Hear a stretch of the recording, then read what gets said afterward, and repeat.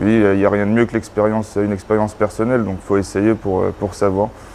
Et bon, c'est vrai qu'une fois essayé, quand on est dedans, c'est vrai que ça donne encore plus envie d'évoluer, d'apprendre de nouvelles choses chaque jour. Enfin, quelque chose qui me plaît et j'ai décidé de me lancer là-dedans. Il y a un manque même de soudeurs à l'heure actuelle en France et c'est un métier qui a beaucoup d'avenir parce qu'il y a beaucoup d'évolutions technologiques, on travaille différemment, mieux pour l'être humain aussi et il y a beaucoup de boulot et dans énormément de domaines. Dans l'aéronautique ou dans le naval, ou enfin, Dans le nucléaire, le pétrochimique.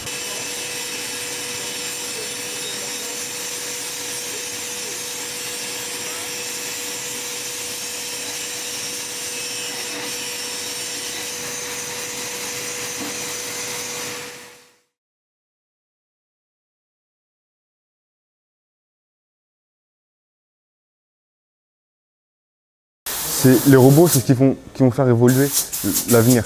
Donc nous, on sera là pour que ça marche, pour que tout marche. On fait beaucoup de pratiques. On fait du dépannage, de l'hydraulique, de la mécanique. On a fait de l'automatisme et aussi du soudage. Si vraiment on a envie d'apprendre, il faut aller de l'avant.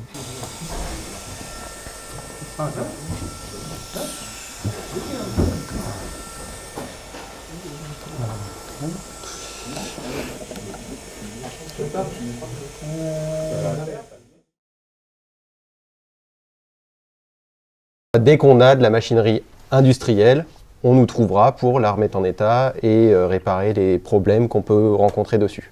Non, les technologies évoluent surtout. À l'époque où j'ai commencé cela, elles n'étaient pas à ce stade-là du tout. Donc j'ai voulu quand même me remettre à niveau et évoluer avec le temps également.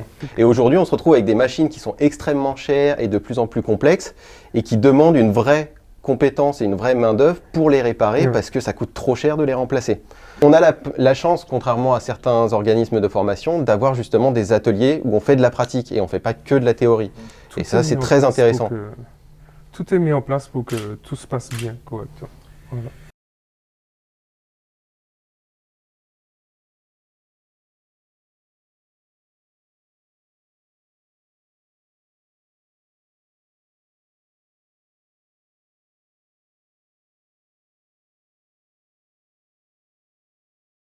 La technologie, elle fait que d'évoluer et la technologie, c'est mon truc, c'est mon domaine. Je sais qu'il y a de l'avenir dedans.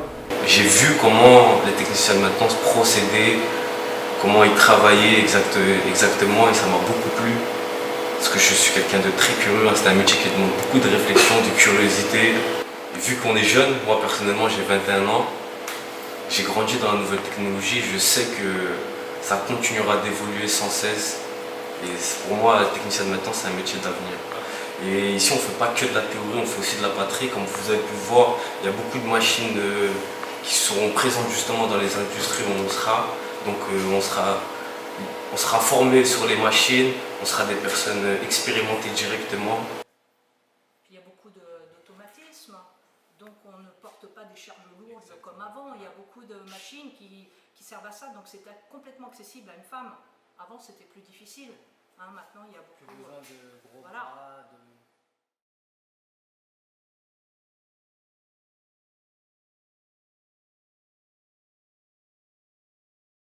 On essaye de minimiser le facteur humain par les remplacer un peu par les machines, mais toujours il y aura un pourcentage d'humains dans l'usine. Donc nous, on est formés par rapport à ça, on nous donne des connaissances en informatique, en réseau et en automatisme pour pouvoir faire la partie humaine pour interagir avec les machines. Il y a beaucoup de femmes, et ça surprendrait beaucoup parce que les gens ont pas mal de préjugés là-dessus. Comme quoi que les femmes dans l'industrie, ça ne le fait pas trop tout. Alors qu'aujourd'hui... Alors que je suis là, hein. Donc c'est bien la confirmation que non, c'est pas vrai.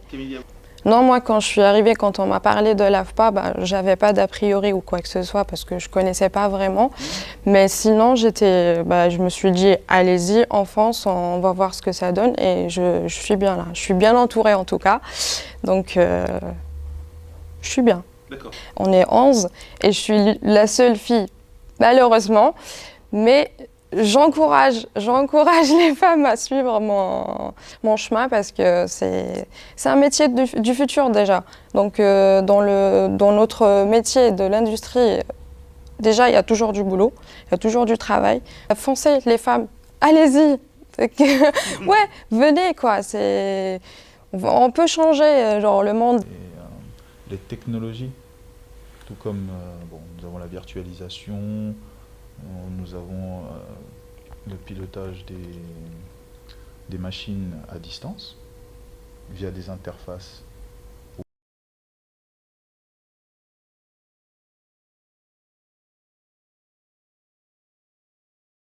J'ai choisi le domaine de l'industrie parce que ça me plaisait. Il y avait un peu ce côté fabrication manuelle, tout ça.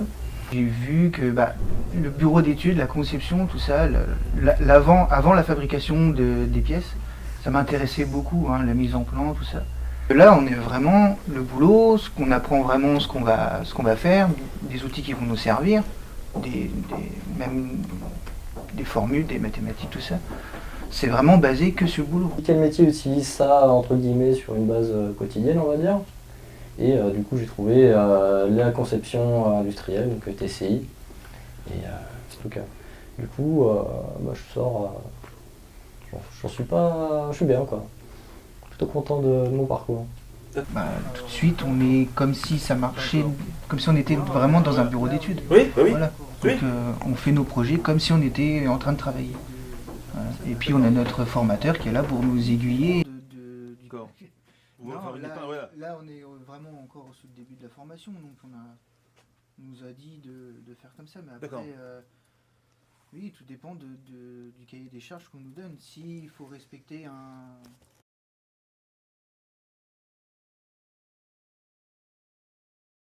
Ici, au moins, on nous explique de A à Z. L'automobile de A à Z, c'est-à-dire, on va dire, des pneus, des freins, jusqu'à côté moteur. Et vu qu'on a des bons formateurs, ces formateurs, ils nous donnent une inspiration, en fait, tout ce qu'on recherche de l'automobile. On a une équipe, on s'entend très bien. Et dans l'automobile, avant tout, c'est l'esprit d'équipe, être en travail en équipe, travailler en binôme, et savoir comprendre, savoir gérer. Toutes les nouveautés au niveau électronique, les équipements embarqués, ou ça soit l'électrique ou l'hybride qui va tendance à arriver super vite dans le marché de l'automobile. Mais en arrivant ici à l'AFPA, j'ai découvert beaucoup de choses. Déjà, comment faire, les méthodes, les bons gestes. S'ils ont une motivation en ce qui concerne tout ce qui est l'automobile, tout ce qui est l'électricité aussi au niveau de l'automobile, c'est vraiment une motivation. Ils ont aussi l'esprit d'équipe, ils peuvent venir. Là, ils vont être à l'aise.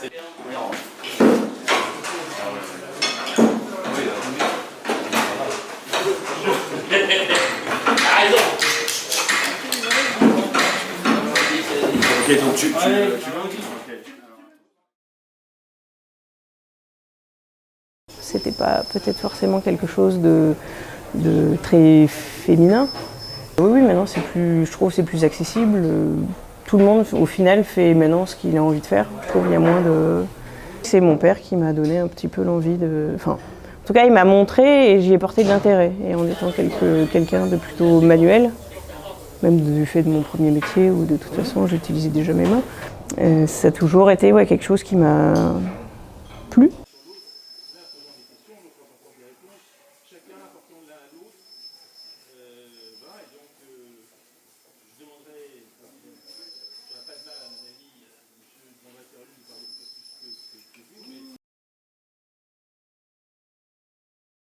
Comme j'ai toujours été passionné de mécanique, je passe mon diplôme le plus haut gradé en mécanique pour après devenir contrôleur automobile, si c'est possible. Si par exemple quelqu'un aime bien la mécanique ou n'importe quel métier, donc ça ne sert à rien de pouvoir le faire. Il faut vraiment aimer le métier. Par exemple, tu aimes bien le métier, après tu connais toujours avec... À partir du moment où ça plaît, autant y aller, et puis c'est des bons centres. Oui. Donc autant apprendre dans un centre qui forme bien, que d'aller apprendre quelque chose qui, au bout du compte, ne vous verra pas.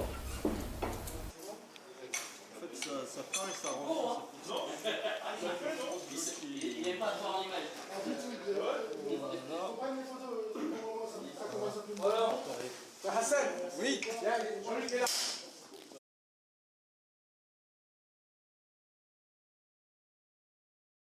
La chaudronnerie ou le ferraillage, le métal en général, ça me façonne depuis tout petit. Je traînais dans des chantiers.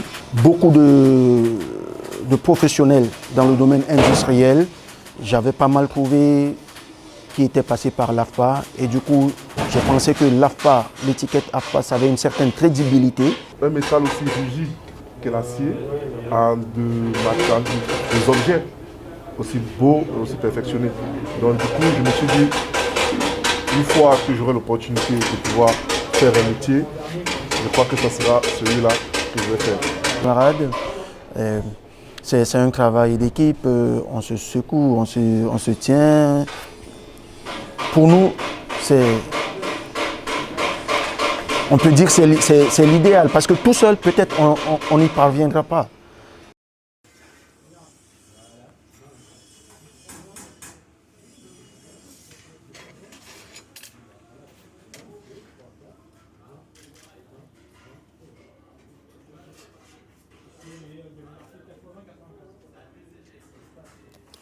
C'est simplement un métier qui apprend à réfléchir, à calculer et vraiment à faire de très très belles pièces.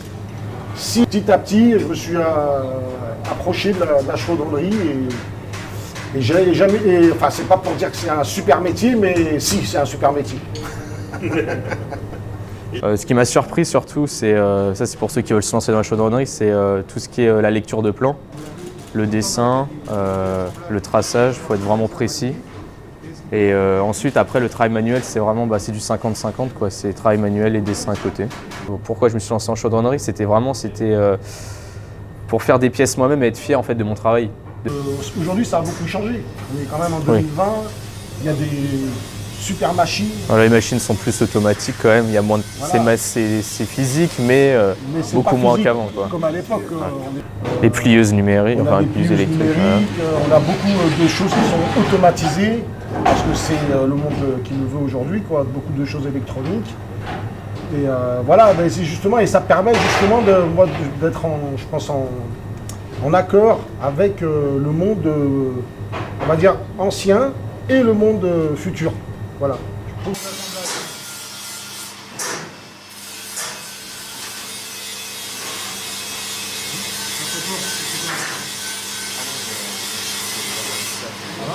seule petite difficulté, elle peut venir de où par rapport à la qualité de l'assemblage. Autant dans la qualité de l'assemblage.